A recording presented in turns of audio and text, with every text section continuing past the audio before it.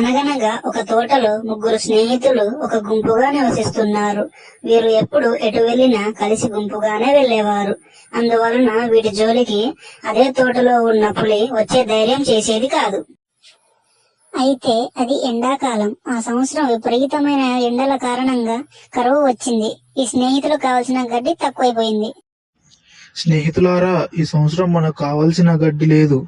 మనం ఈ 3 నెలలు మన ప్రాణాలు కాపాడుకోవాలంటే మనం రోజు కొద్ది కొద్దిగా గడ్డి తింటూ బ్రతికేద్దాం.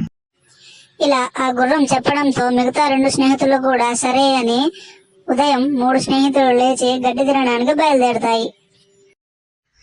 అబ్బా, ఆకలి దంచేస్తుంది. వీళ్ళ గుంపులో ఉండి ఈ ఆకలితో నేను బ్రతకలేను. మెల్లగా గుంపులోంచి వేరైపోవాలి. ఇలా అని ఆ బర్రె అనుకొని మెల్లగా వేరే చోటుకి దొంగచాటంగా వాడి స్నేహితులకు తెలియకుండా వెళ్ళిపోతుంది. ఆహా, ఇన్ని రోజులకు నాకు మంచి ఛాన్స్ వచ్చింది. దీన్ని ఎలాగైనా మిస్ చేయొద్దు. ఈ బర్రెని చూస్తుంటేనే నోరూరుతుంది. ఎలాగైనా దీన్ని చంపి తినేయాలి. ఇలా ఆ పులి అనుకుంటుంది. నక్కి నక్కి ఆ బర్రె దగ్గరకు వస్తుంటుంది. తిండి మోజు మీద పడి బర్రె పక్కన దేన్ని పట్టించుకోదు. ఆహా, ఎంత గడ్డి ఉందో నా కోసం. కడుపు నిండా తినొచ్చు. ఆ పిచ్చి గుర్రాలతో పోగబోవడమే మంచిదైంది. ఎంత జాలీగా ఉందో. అదును చూసుకొని పులి ఒంటరిగా ఉన్న బర్రెను చంపి తినేస్తుంది.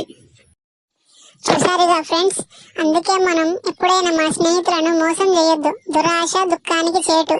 కలిసి ఉంటే కలదు సుఖం.